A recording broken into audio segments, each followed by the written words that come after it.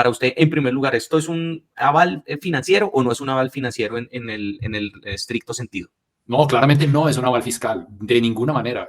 Lo que están haciendo es diciendo, o sea, lo que en resumidas cuentas dice el concepto del Ministerio de Hacienda es, pues, el Ministerio de Salud nos mandó unas cifras, unas estimaciones de unos impactos, de unos costos que nosotros no tenemos cómo comprobar. Entonces, pues, estamos sujetos a que se verifiquen esas cuentas y a que se verifiquen esas fuentes de nuevos ingresos o a esos ahorros que supuestamente establece el Ministerio. Y mientras eso no se verifique, pues, el Ministerio de Hacienda no se puede comprometer. O sea, para nada es un aval fiscal. Está clarísimo que no lo es. Y me parece que aprobar una ley con esos vacíos, pues sería por lo menos irresponsable desde el punto de vista del Congreso, porque corremos el riesgo de que se apruebe la ley, pero después no se pueda implementar por falta de recursos. Ese es uno de los riesgos que hay allí y son riesgos considerables. La reforma a la salud sigue siendo noticia. Esta semana se conoció el documento enviado por el Ministerio de Hacienda donde hace una estimación de costos de lo que costaría la reforma a la salud en los próximos años. Según los promotores de la reforma a la salud, por ejemplo, los congresistas ponentes de la reforma en la Cámara de Representantes, este documento da tranquilidad sobre una viabilidad financiera. Hay otras personas que critican este documento y que al contrario quedan muy preocupadas por lo que ahí está contenido. Uno de los expertos del sistema de salud, conocedor muy bien de lo que pasa en nuestro sistema de salud, es el doctor Ramón Abel Castaño, experto en sistema de salud, como les decía, y hoy está aquí en Saludable para que hablemos sobre este documento, sobre lo que contiene y un poco su análisis desde lo académico de si al final la reforma de la salud es viable financieramente o no. Doctor Ramón Abel Castaño, bienvenido a este espacio de Saludable. Muchas gracias, Ronnie. Un saludo para toda su audiencia. Muchas gracias por la invitación. Bueno, entonces recibimos este esperado documento, ¿cierto? Una de las preocupaciones que dejó el trámite por Cámara de Representantes fue justamente no tener ese documento actualizado. Llega esto que no está firmado por el ministro de Hacienda. Y bueno, para usted, en primer lugar, ¿esto es un aval financiero o no es un aval financiero en el estricto sentido? No, claramente no es un aval fiscal, de ninguna manera. Lo que están haciendo es diciendo, o sea, lo que en resumidas cuentas dice el concepto del Ministerio de Hacienda es, pues, el Ministerio de Salud nos mandó unas cifras, unas estimaciones de unos impactos, de unos costos que nosotros no tenemos cómo comprobar. Entonces, pues, estamos sujetos a que se verifiquen esas cuentas y a que se verifiquen esas fuentes de nuevos ingresos o a esos ahorros que supuestamente establece el Ministerio. Y mientras eso no se verifique, pues, el Ministerio de Hacienda no se puede comprometer. O sea, para nada es un aval fiscal. Está clarísimo que no lo es.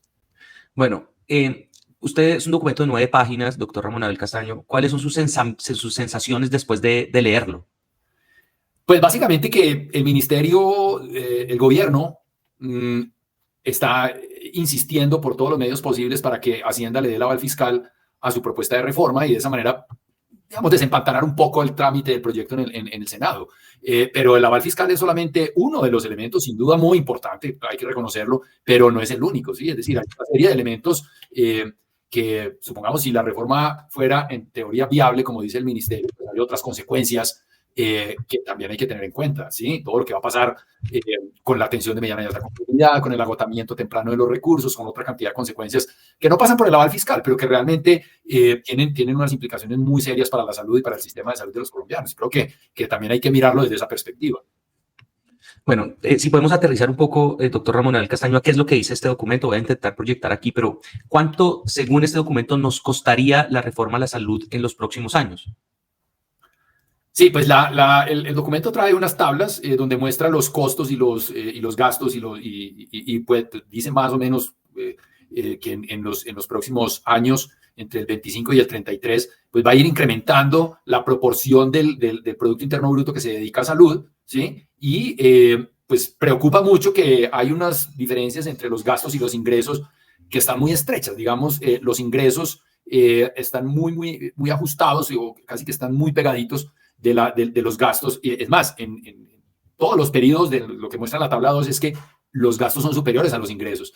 Pero, ojo, si le agregamos a esas cuentas varios rubros que hacen falta, por ejemplo, el rubro de gastos de administración, que está claramente explícito en ese cuadro diciendo pendiente por definir, no está incluido. Ese 5% que el gobierno le va a dar a las gestoras de salud y vida para que administren los procesos de las redes. Y aquí lo estamos viendo, doctor Ramón Abel Castaño. Exactamente. Expliquemos un poco. Esta es la tabla, ¿cierto?, que presenta al final del documento. Aquí vemos que entonces que el total de gastos para el año 2033 es de 143 billones y los ingresos estimados para ese momento son 142 billones y al final, en todos los periodos, los gastos son superiores a los ingresos, lo que pues de entrada plantea ya un déficit. Y lo que plantea el doctor Ramón Abel Castaño es esto de los gastos de administración, ¿no? Recordemos qué es eso de los gastos de administración según el proyecto de ley. El proyecto establece que las gestoras de salud y vida, que son, digamos, la metamorfosis de las EPS, yo no estoy de acuerdo con cuando el ministro de Salud plantea que las EPS van a seguir existiendo, solo que se van a transformar. Eso no es cierto. Simplemente van a desaparecer y van a aparecer otros actores totalmente diferentes que se denominan gestoras de salud y vida, que no tienen ni parecido remoto con lo que son hoy las EPS. Pero bueno, el gobierno está convencido de que el problema de este sistema radica en la existencia de las EPS y que por lo tanto eliminándolas van a eliminar todos los problemas, cosa en la que yo no estoy de acuerdo. Pero entonces esa nueva figura que se llama la gestora de salud y vida va a tener unas funciones de coordinar la atención, de coordinar las redes de servicios, la referencia de los pacientes en la mediana y la alta complejidad, va a apoyar a los entes territoriales en la conformación de las redes de servicios, en fin, va a tener una serie de funciones administrativas que no son las mismas que tienen hoy en día las EPS, y por esas funciones administrativas les van a pagar un 5%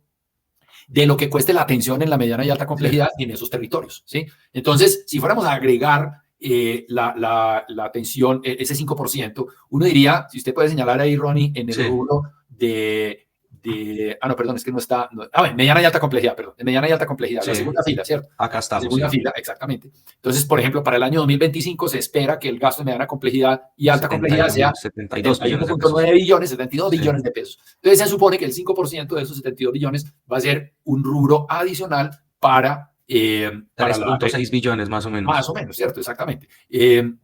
3.2 billones, 72, sí, 3.6 billones. Entonces serían 3.6 billones solo para el primer año. Y coja todos esos, los siguientes años en cada uno de esos números y sáquele el 5%. Pero fuera de eso, si las gestoras de salud y vida logran tener buen desempeño en indicadores de salud, buen desempeño en gestión eficiente de los recursos de salud y buen desempeño en la satisfacción del usuario, pues van a tener 3 puntos adicionales. O sea que ya no es el 5%, sino el 8%. Y ese es el rubro que falta allí. Claro, en el texto de la ponencia para tercer debate, que es el que hoy en día es el vigente, digamos, el gobierno introdujo un artículo donde dice, oiga, pero si nosotros de pronto, ministerio, nos damos cuenta que el 5% es mucha plata, nosotros se lo podremos recortar en evaluaciones sucesivas que hagamos de los costos administrativos de las gestoras. Entonces, quizás el gobierno está contando con que en el segundo, el tercero, en el cuarto año, le va a empezar a hacer recortes a ese 5% y finalmente va a terminar siendo un 3%, un 2%, un 1% hasta que la saque totalmente del mercado, que es finalmente la intención del gobierno, porque la transformación de EPS en gestoras de salud y vida, a mi modo de ver, no es otra cosa que darle una salida por la puerta de atrás o un entierro de tercera a las EPS, que eran su objetivo desde un principio a eliminar, ¿cierto? Entonces, quizás por eso le están diciendo a Hacienda, no sé si por la puerta de atrás o ahí al oído en secreto, tranquilo, no se preocupe por ese rubro, que el segundo año yo lo voy a eliminar y no vamos a tenerle que pagar ese 5% a nadie. Es posible, estoy haciendo aquí una elucubración más de teoría conspiración que cualquier cosa, pero es una consideración que no es del todo descabellada. Sí, justamente, doctor Ramón Abel, la propuesta de reforma a la salud incluye un montón, digamos, de iniciativas muy loables, ¿cierto? Pero uno de los cuestionamientos es que no se agregan nuevas fuentes de financiación, es decir, que se pretende hacer muchas cosas que pueden llegar a ser necesarias con la misma plata con la que hoy se está pagando la atención en salud. Aquí, de todos estos rubros, ¿a usted cuál es el que más, digamos, le preocupa de lo nuevo que se vaya a incorporar? Porque al final, por ejemplo, el tema de los CAPS, yo no sé si usted alcanzó a reparar algo de los CAPS, que es una de las banderas de esta reforma a la salud.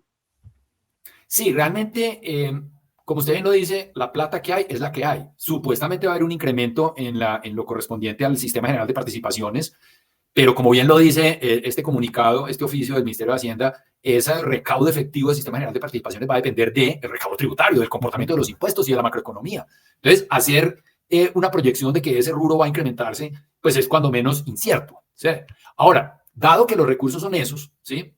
Supongamos los 105 billones del 2025, que para el 2024 son 90 y piquito de billones, pues si van a incrementar el gasto para la construcción de nuevos CAPS, para la dotación de los actuales y la remodelación de los actuales, que en su mayoría van a ser hospitales públicos en municipios pequeños, eso está muy bien, eso es muy loable, como usted bien lo dice, Pero ¿de dónde va a salir la plata? Pues claramente va a salir de lo que hoy nos gastamos en el resto de atenciones. Es decir, la inmensa mayoría de los recursos de cualquier sistema de salud se gastan en la atención curativa, y en la atención curativa de baja, mediana y alta complejidad. Aquí el gobierno ya está demostrando claramente su intención de desfinanciar la mediana y la alta complejidad cuando le quita un 5% a la UPC en la resolución de UPC para este año nuevo, para el 2024, para dedicarlo a equipos de salud territoriales. Entonces, a la hora de financiar los CAPS, para crear más oferta, que es básicamente construcción, infraestructura y dotación y recursos humanos, no necesariamente más servicios, eso es importante tenerlo en cuenta.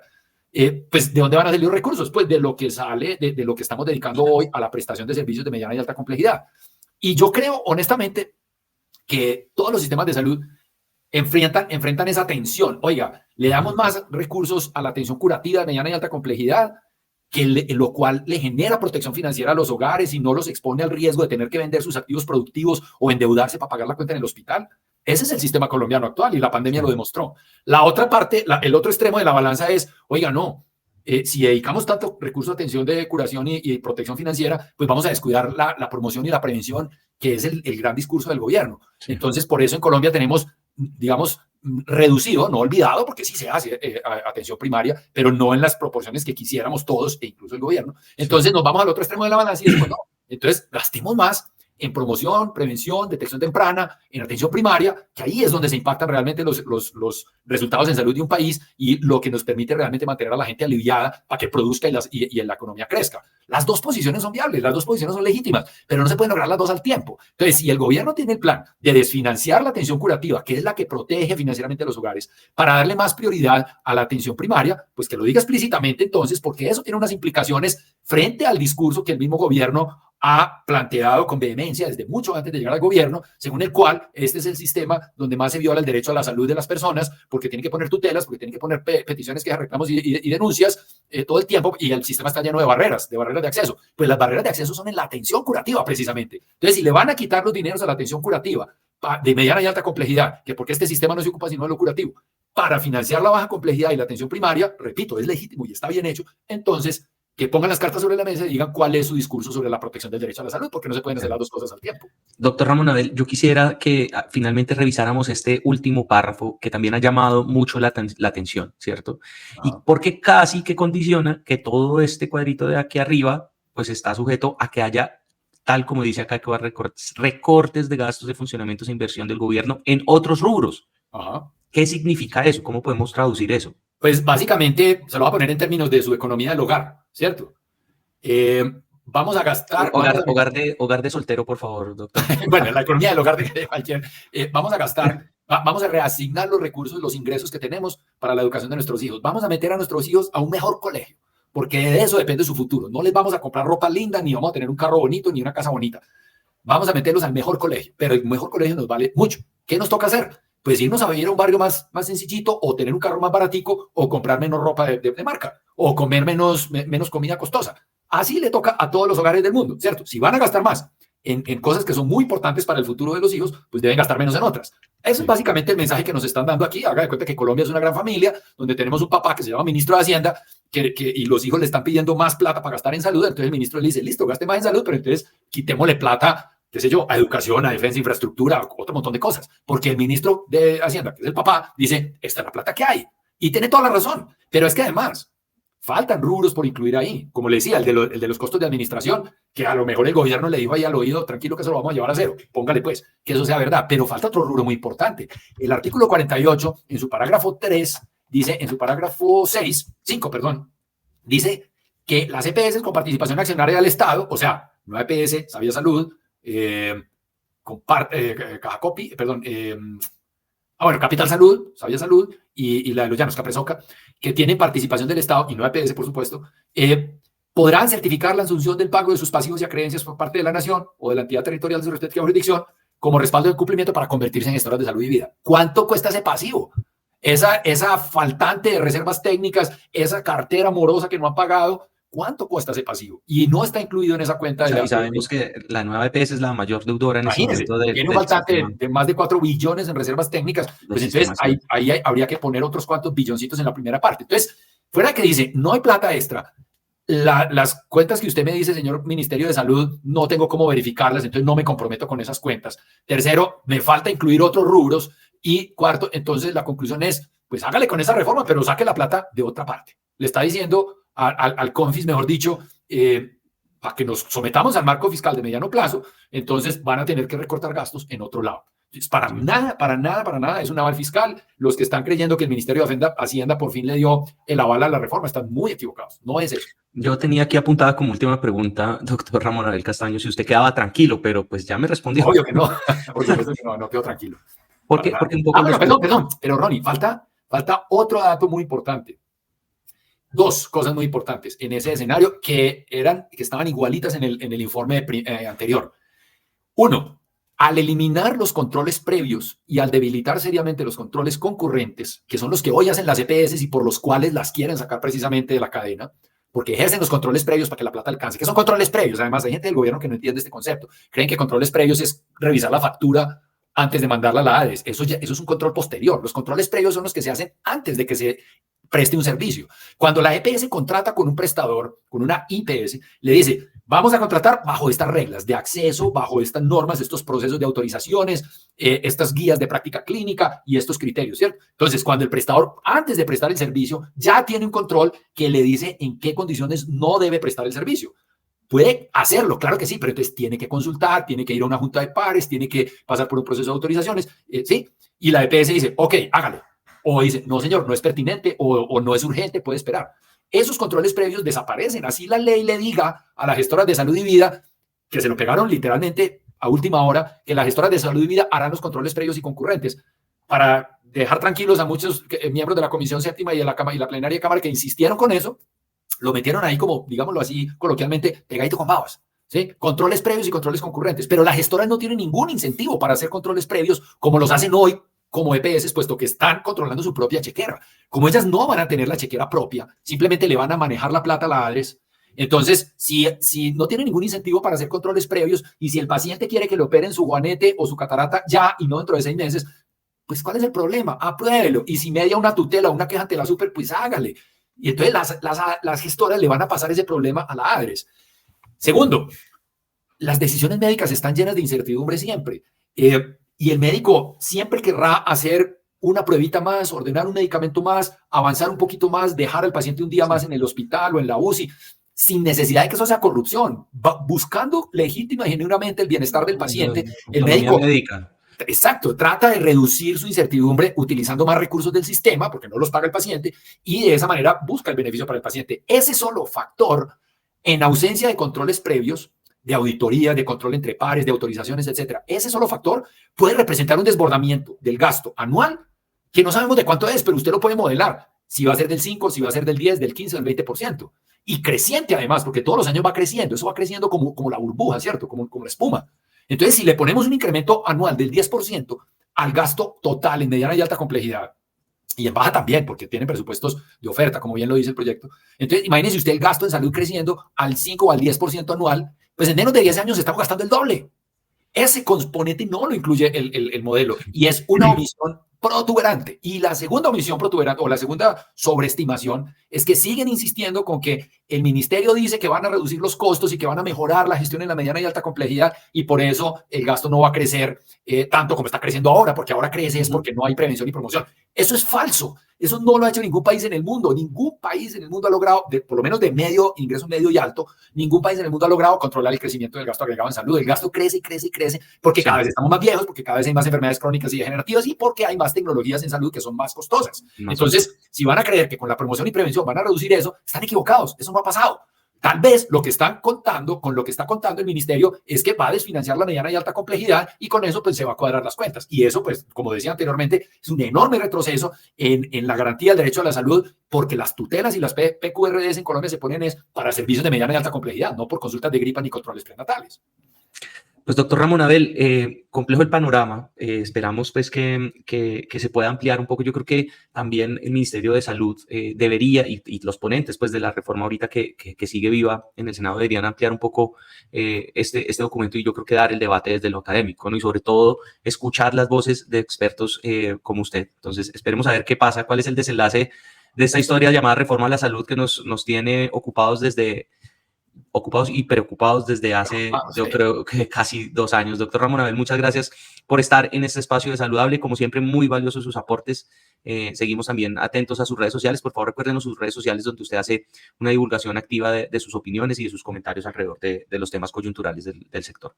Bueno, pues muchas gracias, Ronnie, por la oportunidad de dirigirme a su audiencia y sigamos en este debate porque hay que tratar de buscar la mejor reforma posible para los colombianos. Este sistema no aguanta así como está, necesitamos una reforma urgente, pero quizás no la reforma del gobierno que nos va a llevar a una situación peor de la que pretende resolver. Síganme en Twitter, Ramón Abel C, y pues espero todos sus comentarios. Muchísimas gracias. Gracias a usted, doctor Ramón Abel. Hasta luego. Para seguir hablando de este tema, también invitamos a Saludable al doctor Francisco Azuero, quien es economista, doctorado en economía y hoy también es profesor de la Facultad de Administración de la Universidad de los Andes. Él publicó esta semana un hilo en Twitter explicando un poco este documento que hace llegar al Congreso el Ministerio de Hacienda. Doctor Azuero, muchas gracias por aceptar la invitación. Bienvenido a Saludable para hablar de este tema que, como le decía ahorita al doctor Ramón Abel Castaño, todos estábamos esperando un documento de este tipo, ¿no? No, muchas gracias por la invitación, Ronnie. Y aquí estoy a sus órdenes para hablar de este tema. Bueno, ¿cuál es esa sensación que le dejó este documento? Nos decía el doctor Ramón Abel Castaño que no se puede considerar un aval fiscal. ¿Usted piensa lo mismo? A ver, si quiere, miremos un poquito lo que dice la ley 819 de 1993 en su artículo 7. Con eso podemos entender bien de qué se trata.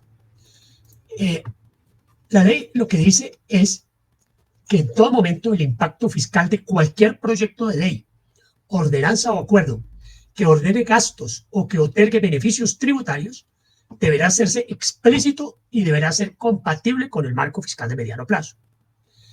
Y dice lo siguiente: para estos propósitos deberá incluirse expresamente en la exposición de motivos. En la exposición de motivos nunca se presentó, pero alguien podría decir que bueno, lo están presentando ahora. En la exposición de motivos y en las ponencias de trámite, es decir, uno pensaría que en las 4 ponencias de trámite o más si llega a ver, respectivas, deben incluirse los costos fiscales de la iniciativa y la fuente de ingreso adicional generada para el financiamiento de dicho costo. Y sigo leyendo con el artículo 7. El Ministerio de Hacienda y Crédito Público en cualquier tiempo durante el respectivo trámite en el Congreso de la República deberá rendir su concepto frente a la consistencia de lo dispuesto en el inciso anterior. En ningún caso este concepto podrá ir en contravía del marco fiscal de mediano plazo. El marco fiscal de mediano plazo es un instrumento de planeación financiero que fue creado por esta misma ley con el propósito de que los gobiernos sepan que hay unas restricciones en el mediano plazo y no pueden comprometer al gobierno en temas de gastos exagerados sin tener el debido respaldo. Ese es el propósito y recordemos que se trata de una ley orgánica de presupuesto, es decir, es una ley que está por encima de las otras leyes. Una ley ordinaria, como quiso el gobierno que se tramitara la reforma de salud, no podría contradecir una ley o derogar una ley orgánica. Bueno, esa exposición es muy importante, doctora Azuero, porque entonces nos dice que no es como un capricho, ¿cierto?, de algunos sectores tener ese aval fiscal, sino que es necesario, es requisito para una ley de este tipo. Es una exigencia legal y tiene pleno sentido del mundo por esto, porque lo que se quiso evitar con esa ley, que es una ley orgánica de temas presupuestales, lo que se quiso evitar es que se aprueben leyes en el Congreso que después no se sabe de dónde va a salir el dinero para financiarlas. Entonces, ¿qué es lo que tiene que hacerse? El ministerio tiene que hacer los cálculos. Y si hace los cálculos y dice que la plata no alcanza, en la misma ley, no en otra, en la misma ley se debe incluir cuál es la fuente de financiamiento, sea decretando ingresos adicionales o sea cortando gastos. Ese es básicamente el mecanismo que está contemplado en la misma ley 709. Bueno, ¿qué opina del documento, ya entendiendo, digamos, todo este contexto, doctora Azuero, y tal vez qué es lo que más le llama la atención o le preocupa sobre este documento que no firmó el ministro Bonilla, por ejemplo? Sí, lo firmó la viceministra, lo firmó la viceministra María Fernanda Valdés, pero bueno, supongamos que habla a nombre del Ministerio de Hacienda, es perfectamente válido, que se puede interpretar como un concepto del Ministerio de Hacienda. Pero yo lo que quiero llamar la atención es sobre ese último punto, que es el más el más ilustrativo del concepto que ha rendido la viceministra María Fernanda Valdés.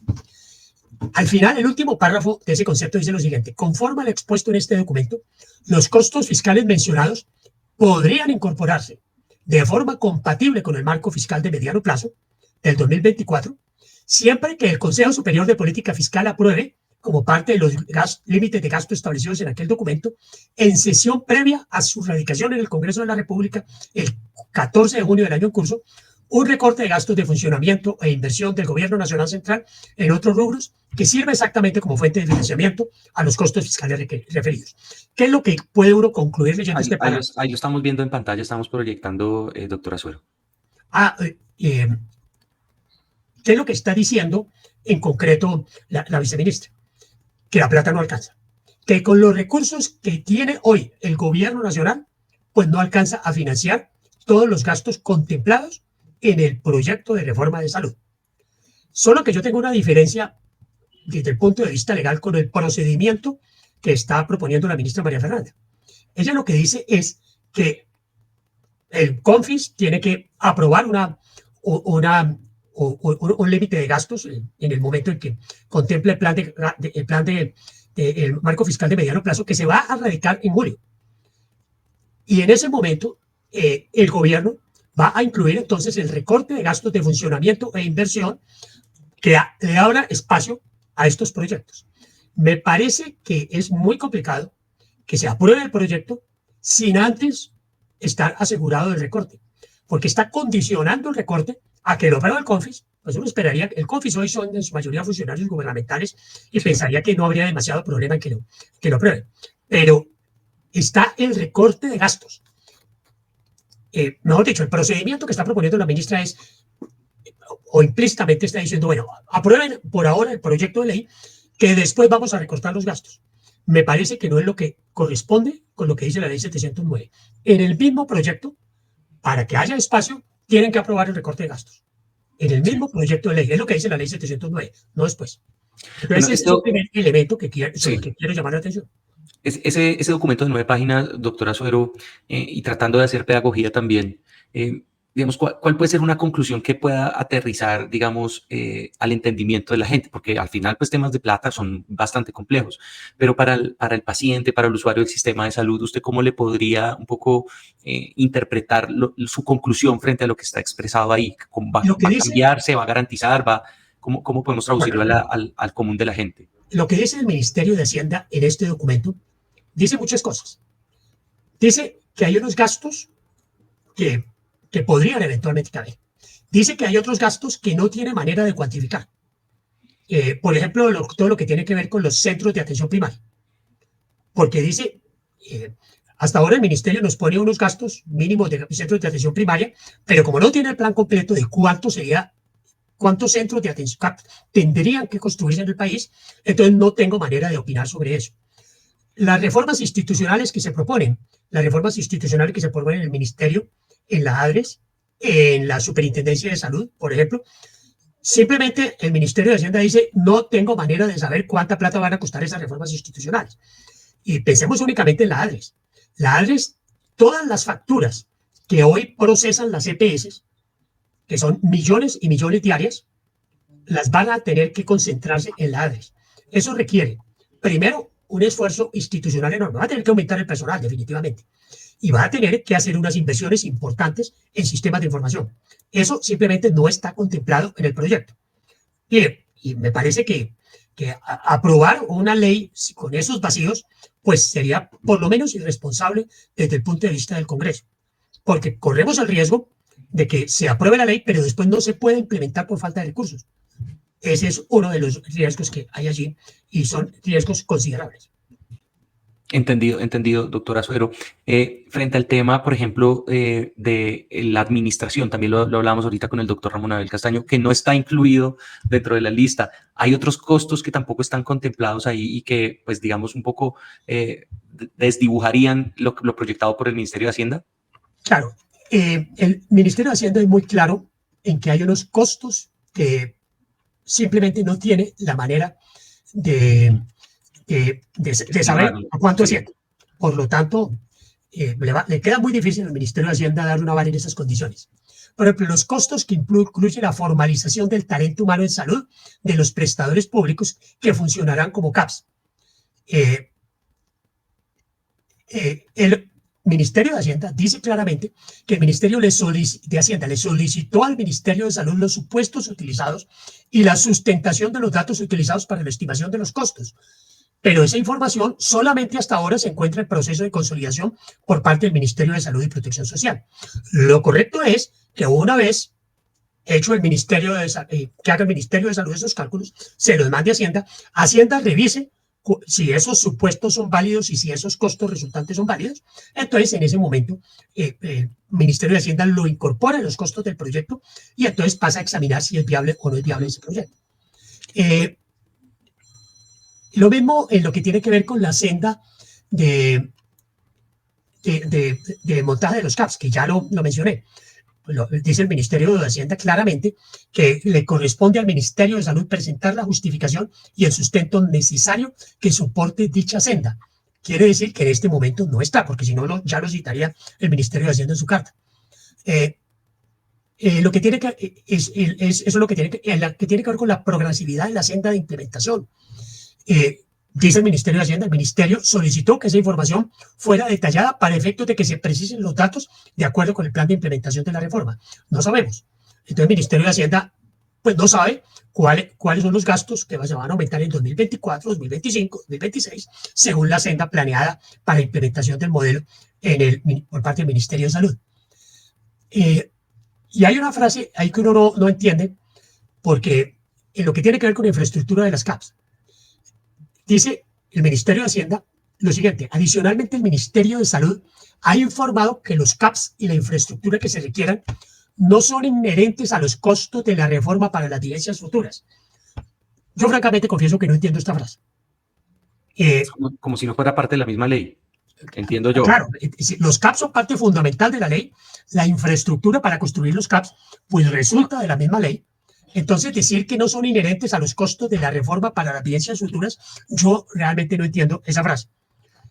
O sea, casi que insinúa que no, la financiación de esos CAPS no hace parte de estos mismos rubros, o sea, que no se sabría de dónde saldría la plata. ¿De dónde saldría la plata? De pronto el Ministerio de Salud lo que está diciendo entre líneas es que como desfinanció el régimen contributivo, porque una parte de la unidad de pago por capitación, el gobierno va a tomar ese dinero en una operación pues bastante dudosa desde el punto de vista legal y lo va a destinar a la construcción de los centros de atención primaria en salud, entonces no se necesitaría dinero adicional. Aún así, el ministerio tiene que decir si ese 5 puntos que le quita la unidad de pago por capitación alcanza o no alcanza. Y no simplemente salir diciendo que eso no es costo de la reforma. Me parece que sí es un costo de la reforma. Doctor Azuero, muy importante este análisis. Yo quiero rematar esta entrevista y agradeciéndole el tiempo, por supuesto, preguntándole si usted queda tranquilo con este documento, porque, digamos, los congresistas ponentes en la Cámara de Representantes, que incluso salieron un poco en un tono de salir a celebrar que ya por fin hay un documento diciendo que sí hay un aval fiscal, pero yo no sé si usted comparte esa posición. Yo estoy tranquilo porque no hay un aval fiscal. En eso consiste mi tranquilidad. En que como no hay un aval fiscal, no existen los elementos fiscales, además de hablar de otros elementos que le faltan a la reforma, pero la sustentación fiscal no existe. Entonces el Congreso no podría aprobar la reforma en esas condiciones. Entonces, desde ese punto de vista, yo estoy tranquilo. O sea, porque no la va a poder aprobar. Está muy claro que no la puede aprobar. Sería muy grave donde sí hubiese un aval fiscal marcado legalmente como tal con este documento. No, si ese fuera el caso, la conveniencia o inconveniencia de la ley habría que discutirla desde otro punto de vista diferente al fiscal. Yo personalmente le tengo muchísimas objeciones al proyecto de reforma, pero este no es el objetivo de esta charla. Estamos hablando de los efectos fiscales. Pero está claro que la plata no alcanza. El mismo Ministerio de Hacienda dice que el dinero que hoy existe no alcanza y que necesitaría hacer un recorte presupuestal. El recorte presupuestal es en la vigencia del 2024 para poder abrirle espacio en el 2024 a los nuevos gastos de la reforma. Y de ahí en adelante, 25 en adelante, ya tiene que presentar una versión modificada del plan marco financiero de mediano plazo, claro, el marco financiero de mediano plazo todos los años se actualiza, y eso es lo que dice la ley. Entonces, en el nuevo marco fiscal de mediano plazo, tiene que recortar otros gastos que estaban previstos en otras entidades para poderle abrir espacio en 25, 26, 27, 28, etcétera.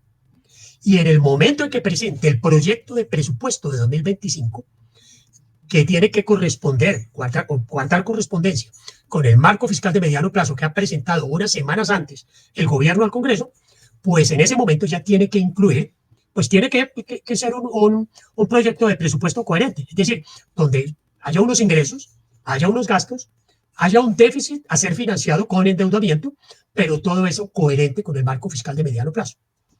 A mí me parece que los instrumentos de planificación financiera que tiene el Estado hoy, derivados de la Ley Orgánica de Presupuesto, derivados de la Ley 709 y algunos derivados de la Constitución, pues le protegen al país de que un gobierno o un Congreso termine aprobando proyectos de ley irresponsables desde el punto de vista fiscal. Bueno, pues muy contundente su declaración, doctora Suero. Muchísimas gracias por acompañarnos y explicarnos, ¿no? Como le decía, esos temas económicos abruman, ¿cierto? Cuando hablamos de marcos fiscales y demás, pero al final es lo que le da el sustento a cualquier iniciativa. Así que gracias por esos conceptos y esas explicaciones, doctora Suero, y por acompañarnos aquí en Saludable. Perfecto, Lorenzo, con el mayor gusto. Que esté muy bien y lo mismo todos los oyentes de su programa. Muchas gracias a usted, al doctor Azuero y a todas las personas que vieron este episodio de Saludable. Vamos a seguir hablando sobre la reforma a la salud, esta reforma que todavía está discutiéndose en el Congreso y que seguramente tiene mucha tela por cortar. Muchas gracias a todos. Chao, chao. Hasta luego.